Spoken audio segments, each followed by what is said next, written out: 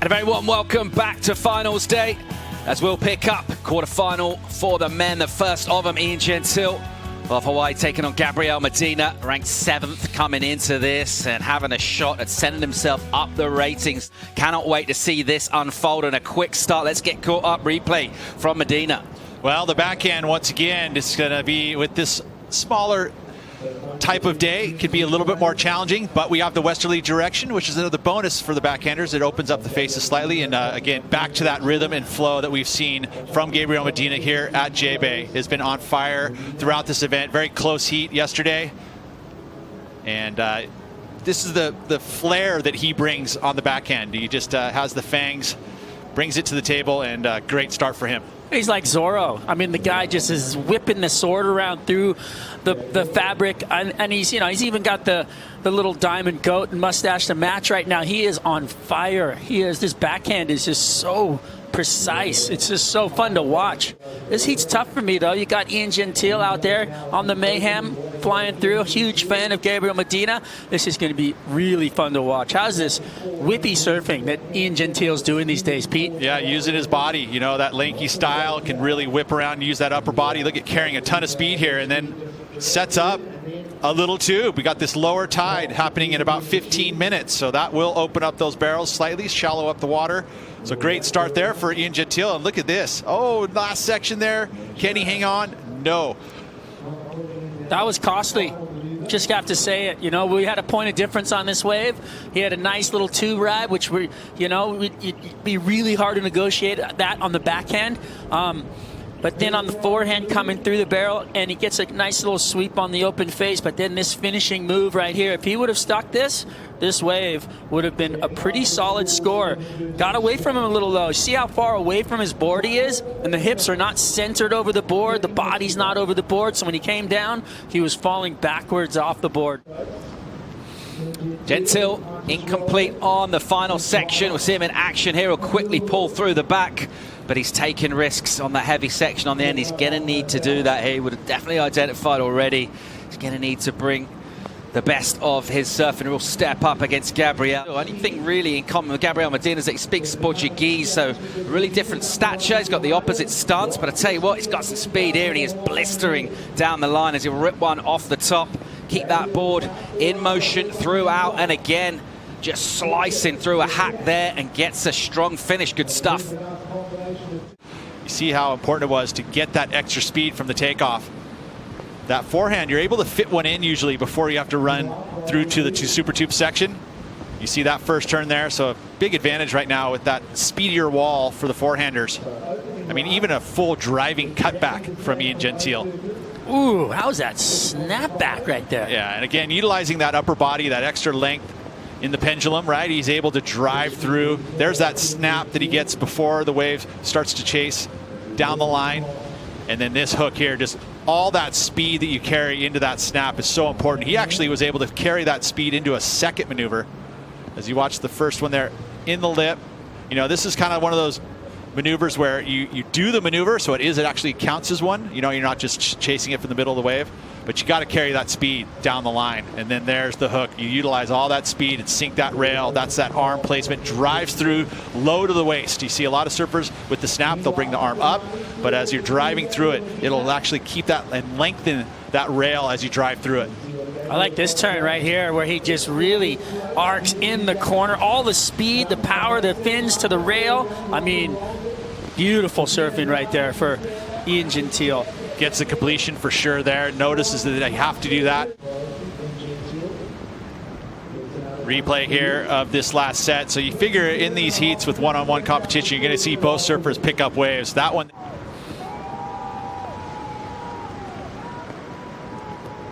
Replay here of that last wave. Now the floater is always helpful for the backhanders to get that projection down the line. One more. This wave stretching super hard. But there he gets into this slower period of the wave where he goes to work top to bottom, and he is so quick in transition. and he carries all that speed through the wave. So I mean, the whole package, 7 points. Opportunity here for Ian Gentil. Here he goes, great looking wave. Check the speed and hammers the lip really hard. Recovers well into it again. Slashes a quick snap and again just hammering down the line. A big hit from him. He'll get one more in here. You know, the way that he attacks this wave, he's ready to fall at every second, I felt like, on this thing. Every wave. Look, he almost goes down there. He snaps it into the corner. And then this one again right here. Look, bang, he likes falling out of the sky right back up into it. Going for it there, right behind him. Medina thought about pulling in. He's dealing with a bit of white water from that previous wave that Ian Gentil just rode, and then it'll clean up here. And he'll grab the rail and slot in for some cover. Medina driving again through, the barrel still going here. He'll get pinched for a close. What an exchange. Anybody watching this, watch this guy's technique in the backside barrel riding. Yeah, you know what? It's something that is it's unique to backhand barrel riding, where you can use your whole entire body to slow yourself down or speed yourself up. It's really cool, putting the body into the face to slow down, and then, you know, over the front foot to, you know, gain speed. Just no exit there for him, but beautiful technique. All right, paddle here from Gentil. Here he goes, uses priority. This one clean on the face. It'll open up with a swoop. And again, just setting up, then it gets steeper here and it'll get racier too. He's way behind it though, and not a great choice.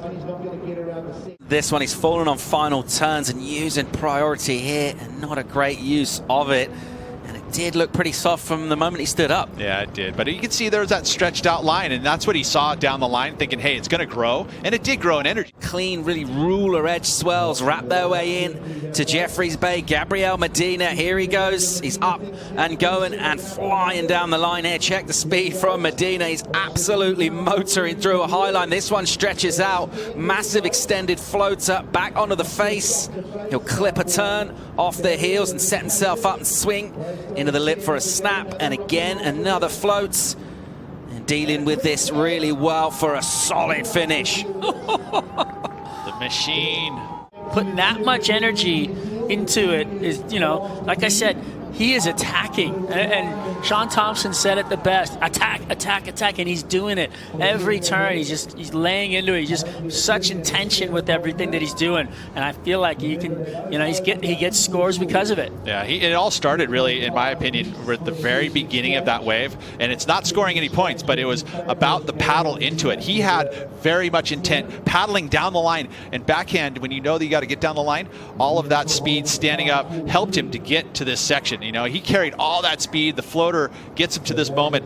It was unfortunate with all that speed that this wave flattened out for him, you know, but you got to do what you got to do, right? And he carves it back and then made up for it with here just getting the finish in with this float, and then right back into another maneuver. Like somehow he's able to just get that very quick and finish, which is, again, you see that the hop up and just barely got there in time, but makes sure that he completes it.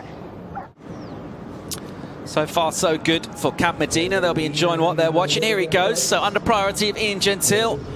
He'll have a swing down the line, so didn't make it super far back up the point to take this.